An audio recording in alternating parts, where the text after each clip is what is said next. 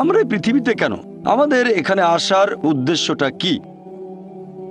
আর পৃথিবীর বেশিরভাগ মানুষই মনে করে যে অবশ্যই এখানে একজন সৃষ্টিকর্তা আছেন, মানে সর্বশক্তিমান ঈশ্বর, আর ঈশ্বরের কারণেই এখানে এসেছি। তবে সামান্য কিছু মানুষ আছে যারা বিশ্বাস করে না যে সৃষ্টিকর্তা বলে কেউ একজন আছেন, মানে সর্বশক্তিমান ঈশ্বর।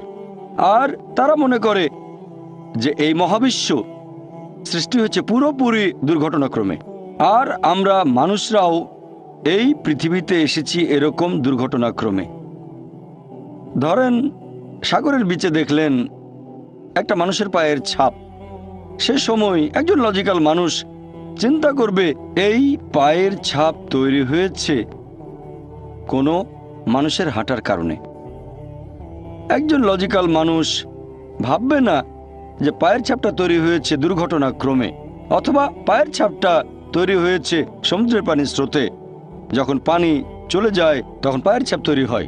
একজন লজিক্যাল মানুষ বুঝতে পারবে যে পায়ের ছাপটা তৈরি করেছে কোনো একজন মানুষ, এটার একটা উদ্দেশ্য আছে, কেন এটা তৈরি হয়েছে।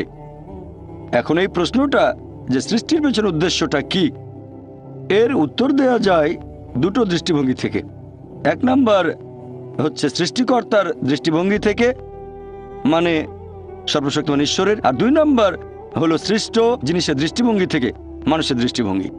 এখানে প্রথম দৃষ্টিভঙ্গিটা হচ্ছে আমাদের স্রষ্টা সর্বশক্তিমান ঈশ্বরের দৃষ্টিভঙ্গি, কোন কারণে তিনি মানুষকে সৃষ্টি করেছেন, কোন কারণে এত কিছু তিনি সৃষ্টি করেছেন। আর দুই নম্বর সৃষ্টি করা জিনিসের দৃষ্টিভঙ্গি থেকে, মানে মানুষের দৃষ্টিভঙ্গি, যে সর্বশক্তিমান ঈশ্বর কেন আমাদের সৃষ্টি করেছেন। যেসব লোকজন সর্বশক্তিমান ঈশ্বরের অস্তিত্বকে মেনে নিতে চায় না, তারা মনে করে যে আমরা মানুষরা এই পৃথিবীতে এসেছি দুর্ঘটনাক্রমে। তাহলে সেই ফিলোসফি অনুযায়ী মানুষ আর অন্যান্য সৃষ্ট জিনিসের মধ্যে কোনো পার্থক্য নেই, সবাই এসেছে দুর্ঘটনাক্রমে। মানুষ আর অন্যান্য পশু পাখি সবাই দুর্ঘটনাক্রমে। এই লোকগুলোর জীবনে নির্দিষ্ট কোনো উৎস নেই, তাদের অস্তিত্বের পেছনে কোনো উদ্দেশ্যও নেই, আর তারা অন্যান্য পশু পাখির মতোই জীবন ধারণ করে, খায়, তারা ঘুমায়, আরাম করে, বংশবিস্তার করে, ব্যাস। তাহলে মানুষ আর অন্যান্য পশু পাখির জীবনের উদ্দেশ্য একই হয়ে গেল, খাওয়া, পান করা, ঘুমানো, আরাম করা, বংশবিস্তার। যেহেতু তাদের জীবনের কোনো উদ্দেশ্য নেই, তারা এইসব কাজে দক্ষ হওয়ার চেষ্টা করে, যেমন খাওয়া দাওয়া, পান করা, চলাফেরা। তারা হয়ে যায় বস্তুবাদী, আর সেই কারণেই এই লোকগুলোর কাছে বস্তুবাদ হয়ে যায় ঈশ্বর। আর এই বস্তুবাদের কারণে এই লোকগুলোই তৈরি করে ড্রাগস, টাকা কামানোর জন্য, আরামাইশের জন্য। তারা তৈরি করে বোমা, ভয়ঙ্কর সব মারণাস্ত্র, লিপ্ত হয় অবাধ যৌনাচারে, ব্যভিচারে, তারপর সমকামিতায় আর পর্নোগ্রাফিতে। এতে তাদের মধ্যে কোনো বিকার নেই। তারা ড্রাগস তৈরি করুক অথবা পর্নোগ্রাফিতে ব্যস্ত থাকুক, তাদের মূল উদ্দেশ্যটা বস্তুবাদ ছাড়া আর কিছুই নয়। আসুন আজকে আমরা এই প্রশ্নটার উত্তর খোঁজার চেষ্টা করি দুটো দৃষ্টিভঙ্গি থেকেই, যে সৃষ্টির উদ্দেশ্যটা আসলে কি। প্রথমে আমরা দেখব আমাদের সৃষ্টিকর্তার দৃষ্টিভঙ্গি, সর্বশক্তিমান ঈশ্বরের দৃষ্টিভঙ্গি, অর্থাৎ আল্লাহ সুবহানাহু ওয়া তাআলার দৃষ্টিভঙ্গি। কোন কারণে তিনি মানুষকে সৃষ্টি করেছেন। আল্লাহ সুবহানাহু ওয়া তাআলা কোরআনে বলেছেন, সূরা গাফির অধ্যায় নম্বর 40 আয়াত নম্বর 57, যে আকাশমণ্ডলী আর পৃথিবীর সৃষ্টি অনেক মহান মানুষের সৃষ্ট জিনিসের চেয়ে, কিন্তু অধিকাংশ মানুষ এখনো সেটা বুঝতে পারে না। অনেক মানুষ মনে করে যে আমরা হলাম সৃষ্টির সেরা জীব, তবে আল্লাহ বলেছেন আকাশমণ্ডলের পৃথিবীর সৃষ্টি মানুষের সৃষ্ট জিনিসের চেয়ে অনেক বেশি মহান। এখন যদি উত্তর দিতে হয় যে কেন আল্লাহ সুবহানাহু ওয়া তাআলা সর্বশক্তিমান ঈশ্বর আমাদের সৃষ্টি করলেন, আল্লাহ সুবহানাহু ওয়া তাআলার অন্যতম একটা বৈশিষ্ট্য, ঈশ্বরের বৈশিষ্ট্য হচ্ছে সৃষ্টিকর্তা, সেরা সৃষ্টিকর্তা। আর আল্লাহ পবিত্র কোরআনে বলেছেন সূরা মুমিনুন অধ্যায় নম্বর 23 আয়াত নম্বর 14, যে আমাদের স্রষ্টা আল্লাহ সুবহানাহু ওয়া তাআলা তিনি সর্বোত্তম স্রষ্টা। যদি একজন স্রষ্টা থাকেন, তার বৈশিষ্ট্য যদি হয় সৃষ্টিকর্তা, তার সৃষ্ট জিনিস থাকতে হবে। যদি কোনো সৃষ্টি না থাকে তাহলে কোনো সৃষ্টিকর্তা থাকবে না। যেমন ধরেন আপনি বললেন যে ওই লোকটা সেরা লেখক, তাকে প্রশ্ন করা হবে যে আপনি কি কি জিনিস লিখেছেন, আপনার লেখা বইগুলো কোথায়, আর্টিকেলগুলো কোথায়। সেই লোক তখন বই বা আর্টিকেল দেখালে আমরাও বলতে পারি যে হ্যাঁ এই লোকই সেরা লেখক। একইভাবে আল্লাহ তাআলার অন্যতম একটা বৈশিষ্ট্য হচ্ছে সৃষ্টিকর্তা, সর্বোত্তম সৃষ্টিকর্তা। তাহলে অবশ্যই তার সৃষ্টি থাকবে। তবে তার মানে এই না যে আল্লাহ সুবহানাহু ওয়া তাআলা তার সৃষ্টির উপরেই নির্ভরশীল। আল্লাহ পবিত্র কোরআনে বলেছেন সূরা জুমার অধ্যায় নম্বর ৩৯ আয়াত নম্বর ৬২ যে আল্লাহ সুবহানাহু ওয়া তাআলা সবকিছুর স্রষ্টা এবং তিনি তার সৃষ্টির উপর নির্ভরশীল নন। তিনি এগুলোর উপর নির্ভর করেন না, তবে তার সৃষ্টি জিনিসগুলো তার গায়েব। তিনি ভবিষ্যৎ সম্পর্কে জানেন। কিছু জিনিস ঠিক করা আছে যে এই লোকটা জন্মাবে অমুক দেশে, জন্মাবে অমুক দিনে, আর সে মারা যাবে অমুক দেশে অমুক তারিখে, ইত্যাদি ইত্যাদি। তার পরিবেশ ধনী হবে নাকি গরিব হবে, তবে পছন্দটা এখানে আপনার। যেমন ধরেন 12 স্ট্যান্ডার্ড পাস করার পরে অপশন আপনার হয়তো ইঞ্জিনিয়ার হবেন অথবা ডাক্তার হবেন বা একজন আইনজীবী। এখানে পছন্দ আপনার, ঠিক করলেন আপনি হবেন ইঞ্জিনিয়ার। এখন আল্লাহ এটা আগে থেকেই জানেন যে 12 স্ট্যান্ডার্ড পাস করার পরে আপনি ইঞ্জিনিয়ার হওয়ার চেষ্টা করবেন, তাই আল্লাহ আগে লিখে রেখেছেন। ব্যাপারটা এমন না যে আল্লাহ লিখে রেখেছেন বলে আপনি বেছে নিচ্ছেন। যেহেতু আপনি এটাই বেছে নেবেন তাই আল্লাহ আগে লিখে রেখেছেন। এখানে পছন্দ আপনার, তবে আল্লাহ আপনার পছন্দ জানেন। যেমন ধরেন একটা রাস্তার মোড়ে আসলেন, সামনে 5টা রাস্তা, রোড নাম্বার 1 2 3 4 5। এখানে পছন্দ আপনার, বেছে নিতে পারেন রোড নাম্বার 1 2 3 4 5। আপনি গেলেন রোড 2-এ, এটা আগে থেকেই লেখা আছে আপনার নিয়তিতে যে আপনি যাবেন 2 নম্বর রোডে। ব্যাপারটা এমন না যে আল্লাহ লিখেছেন বলে আপনি করছেন। যেহেতু আপনি এটাই বেছে নেবেন তাই আল্লাহ আগে লিখে রেখেছেন। তাহলে পছন্দ আপনার। আপনি চাইলে টাকা উপার্জন করতে পারেন ভালো কাজের মাধ্যমে, হালাল উপায়ে, অথবা পারেন চুরি করে হারাম উপায়ে। পছন্দ আপনার। ধরেন চুরি করলেন, এটা আপনার সিদ্ধান্ত। তবে আল্লাহ আগে থেকে জানেন যে এই লোকটা সহজে টাকা পেতে চায়, তাই চুরি করবে। তাই আল্লাহ আগে লিখে রেখেছেন যে এই লোকটা 25 বছর বয়সে চুরি করবে। এখানে দোষটা কার? দোষ আসলে আপনার। তবে আল্লাহর আছে ইলমে গায়েব, তাই তিনি আগেই লিখে রেখেছেন। সিদ্ধান্তটা আপনার। আল্লাহ তাআলা মানুষদের দিয়েছেন স্বাধীন ইচ্ছা। আপনি আল্লাহ তাআলাকে দোষ দিতে পারবেন না আপনার পাপের জন্য। যদি আপনি দোজখে যান, যাবেন আপনার পাপ কাজগুলোর জন্য, আর যদি বেহেশতে যান সেটার কারণ হবে আল্লাহ সুবহানাহু ওয়া তাআলার অসীম করুণা। আসুন এবারে আমরা এই সৃষ্টির পেছনের উদ্দেশ্যটাকে দেখি আরেকটা দৃষ্টিভঙ্গিতে। সৃষ্টি করা জিনিসের দৃষ্টিভঙ্গি, মানুষের দৃষ্টিভঙ্গি থেকে সৃষ্টির পেছনের উদ্দেশ্য, সেটা হচ্ছে সর্বশক্তিমান ঈশ্বর কোন কারণে মানুষ সৃষ্টি করেছেন।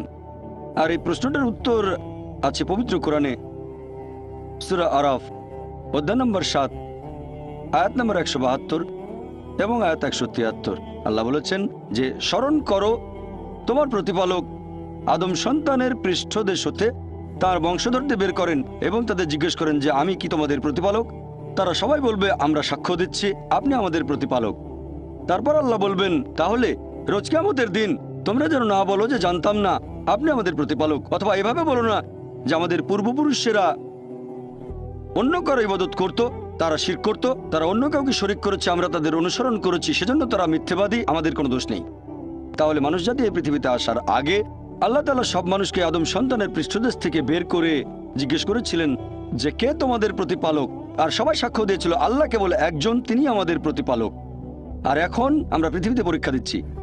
আল্লাহ পবিত্র কোরআনে বলেছেন, আমার লেকচারের শুরুতেও কোরআনের আয়াতটা বলেছিলাম, সূরা জারিয়াত অধ্যায় নম্বর 51 আয়াত নম্বর 56। আল্লাহ বলেছেন যে আমি সৃষ্টি করেছি জিন এবং মানুষ যাতে তারা আমার ইবাদত করে। ওমা খালাকতুল জিন্না ওয়াল ইনসা ইল্লা লিয়াবুদুন।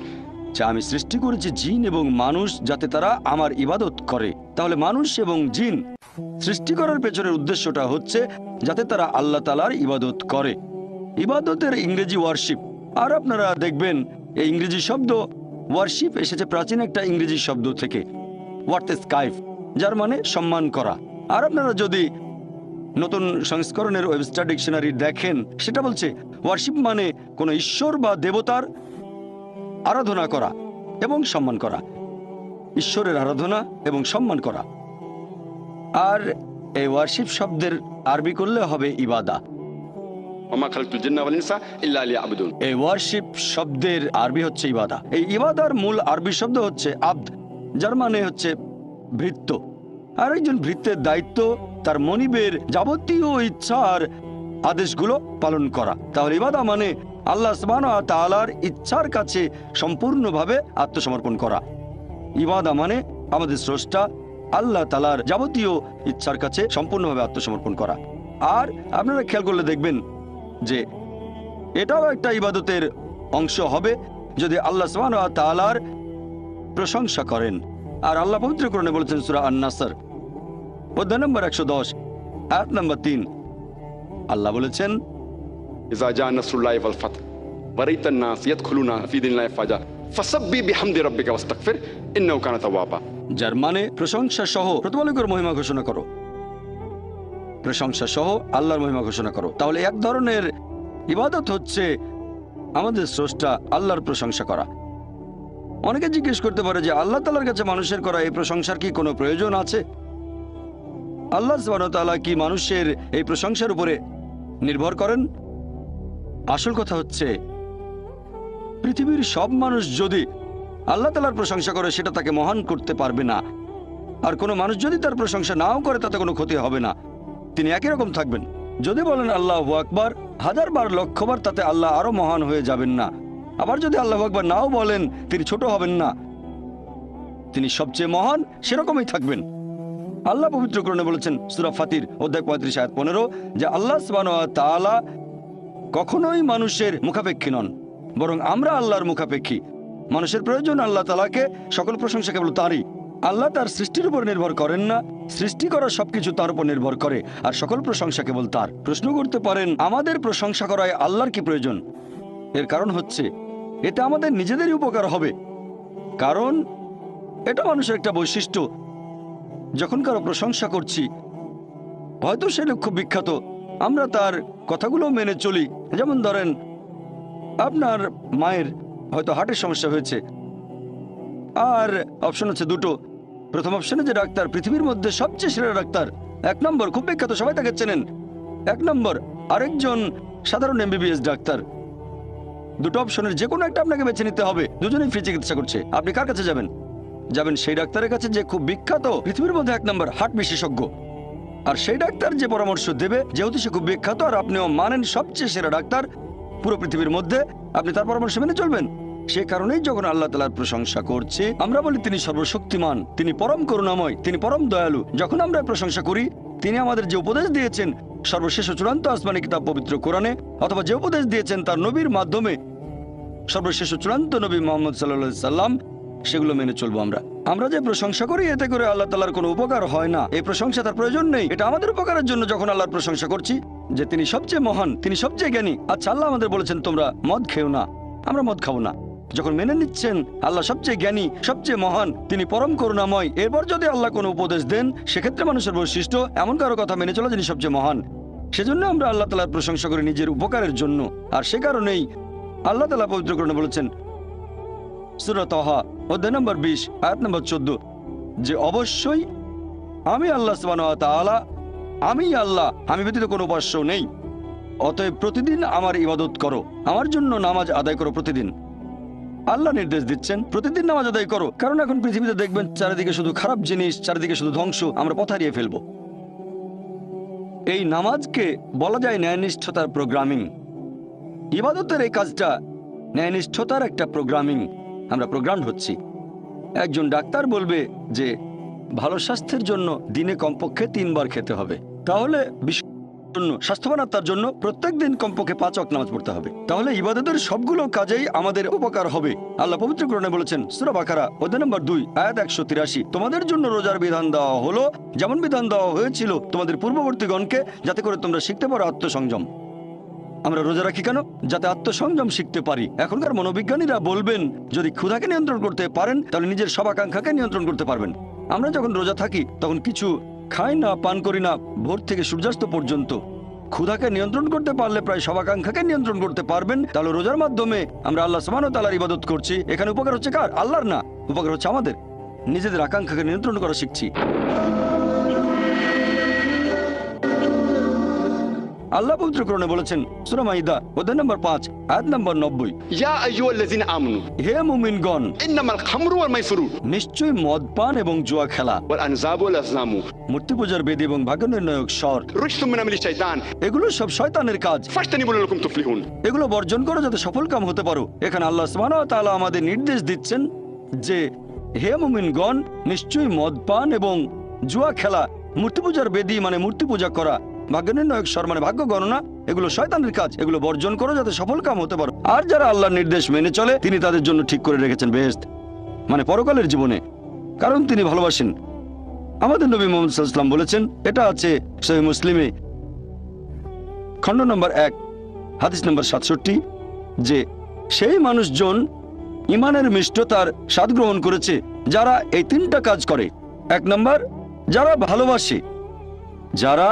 ভালোবাসে আল্লাহ এবং তার রাসূলকে অন্য যে কারো চেয়ে বেশি ভালোবাসে। 2 নম্বর, যারা ভালোবাসে মানুষকে, ভালোবাসে লোকজনকে আল্লাহ সুবহানাহু ওয়া তাআলার খাতিরে। আর 3 নম্বর, যারা ঘৃণা করে অবিশ্বাসী হওয়াটাকে, আল্লাহ সে পথ থেকে তাদের রক্ষা করেন, কারণ তারা দোজখে যেতে চায় না। যেসব মানুষ এই 3টা কাজ করবে আমাদের নবী মুহাম্মদ সাল্লাল্লাহু আলাইহি ওয়াসাল্লামের হাদিস অনুযায়ী তারা ইমানের সত্যিকারের মিষ্টতার স্বাদ গ্রহণ করেছে। আর আল্লাহ পবিত্র কোরআনে বলেছেন সূরা আলে ইমরান অধ্যায় নম্বর 3 আয়াত নম্বর 31, আল্লাহ নবীকে বলতে নির্দেশ দিচ্ছেন, যারা আল্লাহকে ভালোবাসো তারা আমাকে অনুসরণ করো, আল্লাহ তোমাদের ভালোবাসবেন এবং ক্ষমা করে দেবেন। এখন আপনারা দেখবেন যে আমরা মানুষরা, আমরাও ভালোবাসি অন্য মানুষকে, ভালোবাসি আমরা আমাদের বাবা এবং মাকে, ভালোবাসি আমাদের স্ত্রীকে, ভালোবাসি সন্তানদের। আর আমরা এদের ভালোবাসি তার কারণটা হচ্ছে যে এই মানুষগুলো আমাদের কিছু ব্যাপারে সাহায্য করেছে। যেমন ধরেন, আমরা মাকে ভালোবাসি কারণ তিনি 9 মাস আমাদের গর্ভে ধারণ করেছেন, ছোটবেলায় যত্ন নিয়েছেন, আমাদের বড় করেছেন। ভালোবাসি ভাইদের, হয় তাদের কাছে কিছু পেয়েছি বা কিছু আশা করছি, আমরা তাদের ভালোবাসি। এভাবে দেখলে আল্লাহ তাআলা আমাদের অনেক সাহায্য করেছেন। আল্লাহ পবিত্র কোরআনে বলেছেন সূরা ইব্রাহিম অধ্যায় নম্বর 14 আয়াত নম্বর 34, যদি তোমরা আল্লাহ তাআলার অনুগ্রহ গণনা করো তার সংখ্যা নির্ণয় করতে পারবে না। তাহলে সামান্য কিছু সাহায্যের জন্য বাবা মাকে যদি আমরা এত ভালোবাসি, আল্লাহ সুবহানাহু ওয়া তাআলাকে কত ভালোবাসা উচিত। ভালোবাসা বিভিন্ন রকম, আমরা মানুষরা পশু পাখিদেরও ভালোবাসি, মানুষদেরও ভালোবাসি। তবে পশু পাখির প্রতি আমরা যে ভালোবাসা দেখাই সেটা একটু আলাদা ধরনের, মানুষের প্রতি মানুষের ভালোবাসার চেয়ে একটু আলাদা। একইভাবে আল্লাহ সুবহানাহু ওয়া তাআলার প্রতি ভালোবাসা, এটা মানুষের প্রতি মানুষের ভালোবাসার চেয়ে বেশ আলাদা হবে, এটার অবস্থান অনেক উপরে। আল্লাহর প্রতি ভালোবাসা আরো উপরে। এর পেছনের উদ্দেশ্যটা আরেকটা দৃষ্টিভঙ্গি থেকে দেখি, এটা হলো মানুষের দৃষ্টিভঙ্গি, যে এই পৃথিবীতে আমাদের অস্তিত্বের পেছনের উদ্দেশ্যটা কি। আল্লাহ আমাদের বানিয়েছেন, পৃথিবীতে পাঠিয়েছেন, এখানে আমাদের প্রয়োজনটা কি, আমাদের এই অস্তিত্বের উদ্দেশ্যটা কি। আল্লাহ এর উত্তরে বলেছেন সূরা মুলক অধ্যায় নম্বর 67 আয়াত নম্বর 2, আল্লাহ বলেছেন, আল্লাযী খালাকাল মাউতা ওয়াল হায়াতা, যে আল্লাহ সৃষ্টি করেছেন মৃত্যু ও জীবন পরীক্ষার জন্য, কে তোমাদের মধ্যে কর্মে উত্তম। আল্লাহ সৃষ্টি করেছেন জীবন ও মৃত্যু পরীক্ষার জন্য, কে তোমাদের মধ্যে কর্মে উত্তম। আল্লাহ পবিত্র কোরআনে বলেছেন সূরা আলে ইমরান অধ্যায় নম্বর 3 আয়াত 185, আল্লাহ বলেছেন, কুল্লু নাফসিন যায়কাতুল মউত, প্রত্যেক জীব মৃত্যুর স্বাদ গ্রহণ করবে, আর চূড়ান্ত বিচার হবে রোজ কিয়ামতের দিনে। যাকে সেদিন দোজখ থেকে রক্ষা করা হবে আর বেহেশতে দাখিল করা হবে সেই পৃথিবীর উদ্দেশ্য অর্জনের সফল কাম। কারণ এই পার্থিব জীবন ছলনাময় ভোগ ব্যতীত আর কিছুই নয়। তার মানে এই পৃথিবীতে আমাদের ইহকাল, এটা পরকালের জন্য একটা পরীক্ষা।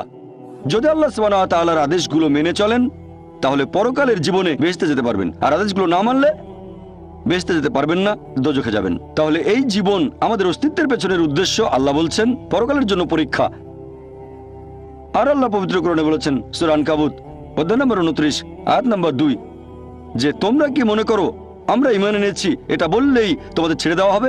তোমাদের অবশ্যই পরীক্ষা নেব। যদি শুধু মুখে বলেন আল্লাহকে বিশ্বাস করি, আমি একজন মুসলিম, আমি একজন মুমিন, এটা বললেই আল্লাহ ছেড়ে দেবেন? এখানেই পরীক্ষা শেষ। আল্লাহ বলছেন তোমরা জানো না আমি পরীক্ষা করব? শুধু বললেন আমি একজন মুসলিম, শুধু মুখে বললেন আমি বিশ্বাসী, মুখে বললেন আমি আল্লাহর কাছে নিজের ইচ্ছাকে সমর্পণ করি, তাহলে আপনাকে ছেড়ে দেওয়া হবে না। আল্লাহ অবশ্যই পরীক্ষা করবেন। আল্লাহ পবিত্র কোরআনে বলেছেন সূরা বাকারা অধ্যায় নম্বর 2 আয়াত নম্বর 155, আমি অবশ্যই তোমাদের পরীক্ষা করব ক্ষুধার ভয় দিয়ে, জীবন আর ধন সম্পদের ক্ষয়ক্ষতি দিয়ে এবং ফল ও ফসলের ক্ষয়ক্ষতি দিয়ে। আর শুভ সংবাদ দাও তাদের যারা ধৈর্যশীল, আল্লাহ সবাইকে পরীক্ষা করবেন ভয় দিয়ে, ক্ষুধা দিয়ে, জীবন আর ধন সম্পদের ক্ষয়ক্ষতি দিয়ে, ফল ফসলের ক্ষয়ক্ষতি দিয়ে। আল্লাহ অবশ্যই পরীক্ষা করবেন। আর আল্লাহ এক একজনকে এক একভাবে পরীক্ষা করেন। আল্লাহ পবিত্র কোরআনে বলেছেন সূরা আনাম অধ্যায় নম্বর 6 আয়াত নম্বর 165, আল্লাহ বলেছেন যে তিনি কিছু মানুষকে অন্যদের তুলনায় বেশি মর্যাদা দান করেছেন। আল্লাহ সুবহানাহু ওয়া তাআলা কিছু মানুষকে অন্য মানুষদের তুলনায় বেশি মর্যাদা দিয়েছেন। আল্লাহ কোরআনে বলেছেন সূরা নাহল অধ্যায় নম্বর 16 আয়াত নম্বর 71 যে তিনি কিছু মানুষকে অন্য মানুষের তুলনায় শ্রেষ্ঠত্ব দান করেছেন।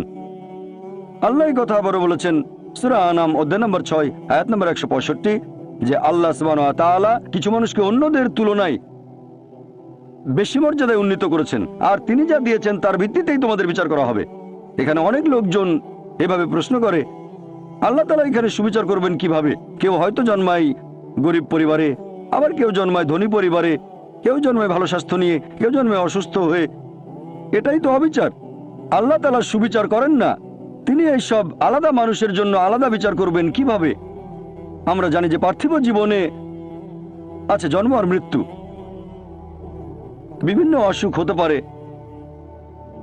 কেউ গরিব কেউ ধনী, এই সবই আসলে পরীক্ষা। আর আল্লাহ পবিত্র কোরআনে বলেছেন সূরা আনফাল অধ্যায় নম্বর 8 আয়াত নম্বর 28 আল্লাহ বলেছেন যে অবশ্যই তোমাদের ধন সম্পদ আর সন্তান সন্ততি এগুলো তোমাদের জন্য পরীক্ষা। এরপর সূরা মুনাফিকুন অধ্যায় নম্বর 63 আয়াত নম্বর 9 যে তোমাদের সম্পদ আর সন্তান সন্ততি যেন তোমাদেরকে আল্লাহ তাআলার স্মরণে উদাসীন না করে। আল্লাহ তাআলা এক একজন মানুষকে এক একভাবে পরীক্ষা করেন। আপনি যদি কাউকে জিজ্ঞেস করেন যে ভালো কাজগুলো কি কি আর ভালো কাজগুলো কি, এ ব্যাপারে আস্তিক নাস্তিক সব ধরনের মানুষই তখন বলবে ভালো কাজ হচ্ছে দান করা, নিজে সন্তুষ্ট থাকা। কয়েকটা ভালো কাজের কথা বললে দান করার থাকবে।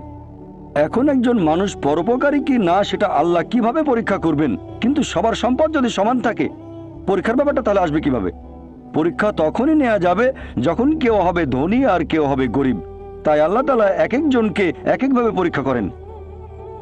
হয়তো কেউ জন্ম নিয়েছে ধনী পরিবারে, তাই সম্পদ অনেক বেশি, আবার কেউ জন্মায় গরিব হয়ে। তবে যে লোকটা ধনী, ইসলামিক শরিয়া অনুযায়ী ইসলাম ধর্মের একটা স্তম্ভ হচ্ছে জাকাত, যে প্রত্যেক ধনী লোক যাদের সঞ্চয় নিসাব লেভেলের উপরে 85 গ্রাম স্বর্ণ, সে প্রতি হিজরি বছরে সেই সঞ্চয়ের 2.5% জাকাত হিসেবে দান করে দেবে।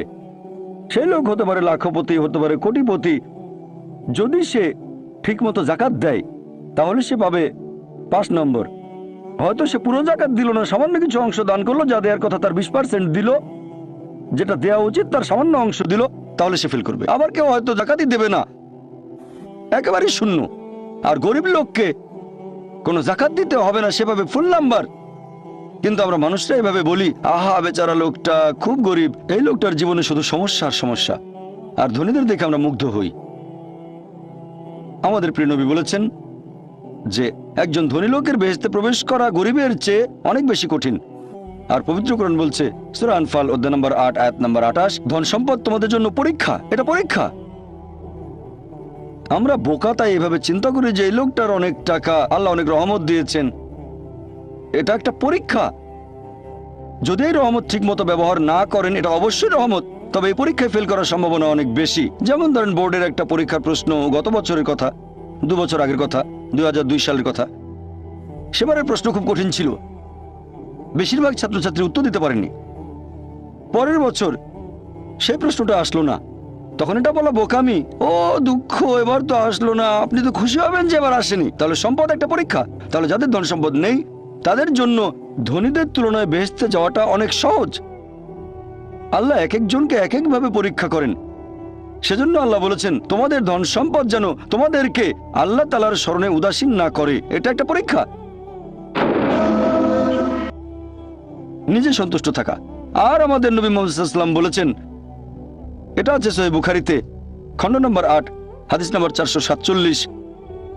নবী বলেছেন যদি কারো কাছে একটা পর্বত সমান স্বর্ণ থাকে, সেই রকম আরেকটা চাই। যদি কারো কাছে 1 পাহাড় স্বর্ণ থাকে, তারপরে সে আরেকটা স্বর্ণের পাহাড় চায়। আর সর্বশেষে তার মুখগহ্বর পূর্ণ হয় কবরের মাটি দিয়ে। সে যত ধনী লোকই হোক, হয়তো সে পৃথিবীর মধ্যে সবচেয়ে ধনী লোক, তারপরেও সে আরো বেশি সম্পদ চায়। মানুষ সন্তুষ্ট হয় না, বেশিরভাগ মানুষ কখনোই সন্তুষ্ট হয় না। আল্লাহ পবিত্র কোরআনে বলেছেন সূরা নিসা অধ্যায় নম্বর 4 আয়াত নম্বর 32 যে আল্লাহ যেটা দিয়ে অন্য মানুষকে শ্রেষ্ঠত্ব দান করেছেন সেটার উপরে তোমরা কোনো রকম লালসা করো না। এভাবে বলবেন না যে হে আল্লাহ তুমি অমুককে অনেক সম্পদ দিয়েছো, অমুককে অনেক সুন্দর একটা গাড়ি দিয়েছো। এমন কিছু আল্লাহর কাছে চাইবেন না যেটা অন্য কাউকে আল্লাহ দিয়েছেন। এতে লোকসান হবে আপনার। আর আমাদের প্রিয় নবী মোহাম্মদ সাল্লাল্লাহু আলাইহি সাল্লাম বলেছেন, এটা আছে সহিহ বুখারীতে, খণ্ড নম্বর 4, আমাদের নবী বলেছেন যে সেই লোকদের দেখো যাদের ভাগ্য তোমার চেয়ে খারাপ। সাধ্যের অতিরিক্ত বোঝা না চাপিয়ে দেন। আমরা সবসময় আল্লাহ তাআলার উপর ভরসা করব, একমাত্র তার ইবাদত করব। তিনি আমাদের স্রষ্টা। আমাদের অস্তিত্বের পেছনের উদ্দেশ্য হচ্ছে আল্লাহ সুবহানাহু ওয়া তাআলার ইবাদত করা, অন্য কারো নয়। পৃথিবীর জীবন পরকালের জন্য পরীক্ষা। আল্লাহর আদেশ মেনে চলেন আর সন্তুষ্ট থাকেন। যেরকম পরীক্ষায় সামনে পড়ুক, সত্যিকারের মুসলিম সবসময় বলবে আল্লাহকে ধন্যবাদ। সাধারণত আমরা অভিযোগ করি আমাদের এটা নেই, আমাদের ওটা নেই। জীবনের জন্য সবচেয়ে গুরুত্বপূর্ণ জিনিস কি? কেউ বলবে খাবার, কেউ বলবে পানি, সবচেয়ে গুরুত্বপূর্ণ বাতাস। কয়েক মিনিটের জন্য নিঃশ্বাস বন্ধ করেন, মারা যাবেন। আমাদের মধ্যে কেউ কি আল্লাহ সুবহানাহু ওয়া তাআলাকে জন্য ধন্যবাদ জানিয়েছেন যে বাতাস দিয়েছে সেজন্য অনেক ধন্যবাদ? আমাদের মধ্যে কতজন এটা করেছে? আমরা কি এটা বুঝতে পারছি? ফ্রি বাতাস তো ফ্রি পাচ্ছি আর কি। আমরা শ্রদ্ধা করবো আল্লাহ তাআলার নিদর্শনগুলোকে, শ্রদ্ধা করবো আল্লাহর নিয়ামতগুলোকে। এবারে শেষ পয়েন্টটা নিয়ে বলি যে আল্লাহ সুবহানাহু ওয়া তাআলা কেন এই পৃথিবী সৃষ্টি করলেন। এই পৃথিবী সৃষ্টির উদ্দেশ্যটা আসলে কি? আল্লাহ পবিত্র কোরআনে বলেছেন সূরা ইব্রাহিম অধ্যায় নম্বর 14 আয়াত 32 ও 33 যে আল্লাহ সুবহানাহু ওয়া তাআলা আকাশমণ্ডল ও পৃথিবী সৃষ্টি করেছেন আর আকাশ থেকে পানি বর্ষণ করান, এর সাথে দিয়েছেন ফলমূল। তিনি নৌযানকে মানুষের অধীন করেছেন যাতে সেগুলো আল্লাহর বিধানে সমুদ্রে বিচরণ করে। তিনি মানুষের কল্যাণে নিয়োজিত করেছেন নদীসমূহকে। তিনি তোমাদের জন্য সৃষ্টি করেছেন চাঁদ ও সূর্য, তোমাদের জন্য সৃষ্টি করেছেন রাত ও দিন। তাহলে বিশ্বজগতের এইসব সৃষ্টি এগুলো করেছেন মানুষের জন্য। আল্লাহ এই পুরো বিশ্বজগৎ সৃষ্টি করেছেন মানুষের জন্য। আর এটা আমাদের দায়িত্ব যে আমরা আল্লাহ সুবহানাহু ওয়া তাআলাকে ধন্যবাদ জানাবো এইসব নিয়ামতের জন্য। ধন্যবাদের পাশাপাশি আমাদের দায়িত্ব যে আমরা এই সব কিছু যত্ন নেব। এই কারণেই আল্লাহ সুবহানাহু ওয়া তাআলা পশু পাখি সৃষ্টি করেছেন। তবে পশু হত্যা করা এটা নিষিদ্ধ, প্রাণী হত্যা নিষিদ্ধ। মুহাম্মদ সাল্লাল্লাহু আলাইহি ওয়াসাল্লাম একটা হাদিস বলছে টার্গেট প্র্যাকটিসের জন্য পশু পাখি হত্যা করো না। হ্যাঁ, যেসব পশুর মাংস খেতে আল্লাহ সুবহানাহু ওয়া তাআলা অনুমতি দিয়েছেন সেটা আমরা খেতে পারি, আল্লাহ যেভাবে বলেছেন সেই নিয়মে, যেভাবে নবী বলেছেন। তবে টার্গেট প্র্যাকটিস, এরকম অনেক লোক দেখি যারা এই নিয়মগুলো ধ্বংস করতে চায়। টার্গেট প্র্যাকটিস করে আর বিভিন্ন পশুর মাথা ঝুলিয়ে রাখে তাদের ড্রয়িং রুমে। আল্লাহ সৃষ্টি করেছেন পাহাড় পর্বত, আমরা সেগুলো জয় করতে চাই, মাউন্ট এভারেস্টের চূড়ায় উঠি। এ পর্যন্ত অনেক মানুষ মারা গেছে, প্রতি বছর মাউন্ট এভারেস্টে উঠতে গিয়ে অনেক মানুষ মারা গেছে। আমরা এই নিয়ামতের জন্য আল্লাহ সুবহানাহু ওয়া তাআলাকে ধন্যবাদ জানাই না। যদিও আল্লাহ তাআলা পবিত্র কোরআনে বলেছেন উট সৃষ্টি করা হয়েছে তোমাদের জন্য, ভার বহনের জন্য। যদিও এগুলো আমাদের জন্য সৃষ্টি করা হয়েছে, আমরা এদের ভালোবাসবো, শ্রদ্ধা করব। এরকম অনেক সহিহ হাদিস আছে, অনেক। একটা হাদিস আছে সহিহ বুখারীতে খণ্ড নম্বর 3 যে একবার একজন মানুষ একটা তৃষ্ণার্ত কুকুরকে পানি খেতে দিয়েছিল। কুয়ার কাছে গিয়ে মোজাই করে পানি এনেছিল আর এই কাজের জন্য তাকে বেহেশতে দাখিল করা হলো। সহিহ বুখারীতে আছে আরেকটা হাদিস খণ্ড নম্বর 4 একবার এক পতিতা একটা তৃষ্ণার্ত কুকুরকে পানি খেতে দিয়েছিল, এজন্য সে বেহেশত পেল। এক সাহাবা প্রশ্ন করলেন যে কুকুরকে পানি খাওয়ালেও কি আমরা পুরস্কার পাবো? নবী বললেন অবশ্যই, কেন না। চিন্তা করুন, যে পশুটাকে ঘরের ভেতরে ঢুকতে নিষেধ করা হয়েছে, যদি সেই পশুকেও পানি খেতে দেন আল্লাহ সেজন্য পুরস্কার দেবেন। একটা হাদিস বলছে একজন বৃদ্ধ মহিলা এক বিড়ালকে বেঁধে রেখে খাবার দিত না, আল্লাহ তাকে দোজখে পাঠালেন। কেন সে বিড়ালটাকে বেঁধে রাখলো, খাবার দিল না? অন্ততপক্ষে বিড়ালটাকে ছেড়ে দিলেও তো সে শিকার করে খেতে পারতো। আর আমাদের এক্সিবিশনে এরকম একটা পোস্টার আছে, আরো অনেক পোস্টার। তাহলে আমরা পশু পাখিকে ভালোবাসবো, যত্ন করব। এছাড়াও গাছপালা লতাপাতা আমরা খেতে পারি যখন প্রয়োজন আমাদের, তবে বিনা কারণে আমরা কোনো গাছপালা কাটবো না। এমনকি যুদ্ধের সময়ও নবী মুহাম্মদ সাল্লাল্লাহু আলাইহি ওয়াসাল্লাম বলেছেন যে তোমরা গাছ কেটে ফেলো না, শস্যে আগুন ধরিয়ে দিও না। তাহলে এগুলো সবই আল্লাহ সুবহানাহু ওয়া তাআলার সৃষ্টি। আর আল্লাহ পবিত্র কোরআনে বলেছেন সূরা আদিয়াত অধ্যায় নম্বর 100 আল্লাহ তাআলা যুদ্ধের সময়ের ঘোড়া সম্পর্কে আল্লাহ এখানে বলেছেন যে ঘোড়া চড়ে সৈন্যরা যুদ্ধে যায়। আল্লাহ এখানে শপথ করছেন আর বলছেন সূরা আদিয়াত আয়াত 1, 2, 3, 4 আল্লাহ বলেছেন এই ঘোড়াগুলোর খুরের আঘাতে আগুনের ফুলকি ছুটে, সে সময় ধুলোর মেঘ আকাশে ওড়ে, তারা শত্রু দলের ভেতরে ঢুকে পড়ে। বলা হচ্ছে আল্লাহ এখানে শপথ করছেন এই ঘোড়াগুলোকে নিয়ে, যুদ্ধের ময়দানের ঘোড়া, তাদের মধ্যে কোনো রকম ভয় নেই, কারণ তারা তাদের প্রভুর নির্দেশ মানে। যে মানুষটা ঘোড়ার পিঠে থাকে সেই মানুষটার জন্য তারা শত্রু দলের ভেতরে ঢুকে পড়ে। শত্রুর হাতে তরবারি বা অন্যান্য যত অস্ত্র থাকুক না কেন, সেই ঘোড়া তারপরে সামনে এগিয়ে যায়, কারণ সে প্রভুর নির্দেশ মেনে চলে। আল্লাহ এখানে শপথ করছেন এই ঘোড়াগুলোকে নিয়ে। তারপর আল্লাহ তাআলা বলছেন তবে মানুষ অবশ্যই অকৃতজ্ঞ। তার মানে যুদ্ধের ঘোড়া প্রভুর আদেশ মানতে গিয়ে মরার জন্য প্রস্তুত। এই কারণে ঘোড়াটা মারা যেতে পারে, তারপরও প্রভু আদেশ দিয়েছে বলে এগিয়ে যাচ্ছে। সামনে হয়তো অস্ত্র হাতে শত্রু দাঁড়িয়ে আছে, সামনে গেলে সে মারা যেতে পারে, তারপরে এটা প্রভুর আদেশ। তবে মানুষ যাতে অকৃতজ্ঞ, মোটেও কৃতজ্ঞ নয়। সে কারণে এই পৃথিবীর প্রত্যেকটা মানুষের দায়িত্ব হচ্ছে পৃথিবীর জীবনের এই উদ্দেশ্য পূরণ করা যে আমাদের কোন কারণে সৃষ্টি করা হয়েছে।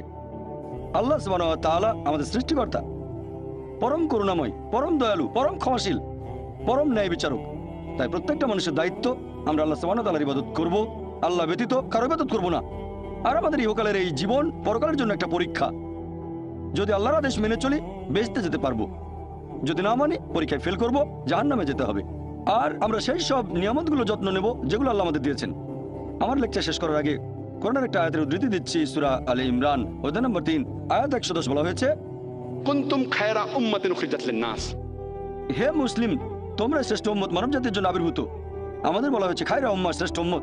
যখনই কোনো সম্মান পাবেন তখনই আপনাকে দায়িত্ব পালন করতে হবে। দায়িত্ব পালন না করলে সম্মান পাবেন না। আর দায়িত্বের কথা এই আয়াতেই আছে। আল্লাহ বলেছেন, তা'মিরুনা বিল মারুফ ওয়া তানহাউনা আনিল মুনকার ওয়া তু'মিনুনা বিল্লাহ। কারণ তোমরা সৎ কাজে নির্দেশ দাও, অসৎ কাজে নিষেধ করো এবং আল্লাহকে বিশ্বাস করো। প্রত্যেক মানুষের দায়িত্ব হচ্ছে প্রচার করা, সে যতখানি জানে। যদি সৃষ্টির পেছনের উদ্দেশ্যটা জানেন সেটা অন্যদের বলেন। আমাদের সৃষ্টি করা হয়েছে আল্লাহ সুবহানাহু ওয়া তাআলার ইবাদত করার জন্য, অন্য কারণ না। ইহকালের জীবন পরকালের জন্য পরীক্ষা। মানুষকে আহ্বান করেন সত্যের পথে, সত্যের পথে চলে আসতে বলেন। তা'মিরুনা বিল মারুফ ওয়া তানহাউনা আনিল মুনকার, অর্থাৎ মানুষকে বলবেন ভালো কাজ করতে আর খারাপ কাজ করতে বাধা দেবেন। এটা প্রত্যেক মুসলিমের দায়িত্ব, দাওয়া দেওয়া বাধ্যতামূলক। যদি আমরা সৎ কাজের নির্দেশ না দেই আর যদি মানুষকে অসৎ কাজে বাধা না দেই তাহলে নিজেদের মুসলিম বলার যোগ্য নই। বলতে পারবো না আমরা খায়রা উম্মাহ, শ্রেষ্ঠ উম্মত। কোরআনের একটা আয়াত বলে আমার লেকচার শেষ করছি। সূরা নাহল অধ্যায় 16 আয়াত 125 বলা হয়েছে, উদু ইলা সাবিলি রাব্বিকা বিল হিকমা ওয়াল মাউইজাতিল হাসানা ওয়াজাদিলহুম বিল্লাতি আহসান। মানুষকে তোমার প্রতিপালকের কথা আহ্বান করো হিকমতের সদুপদেশ দ্বারা এবং তাদের সাথে তর্ক করো, তাদের যুক্তি দেখাও উত্তম ও গ্রহণযোগ্য পন্থায়। ওয়া আখির দাওয়ানা আলহামদুলিল্লাহি রাব্বিল আলামিন।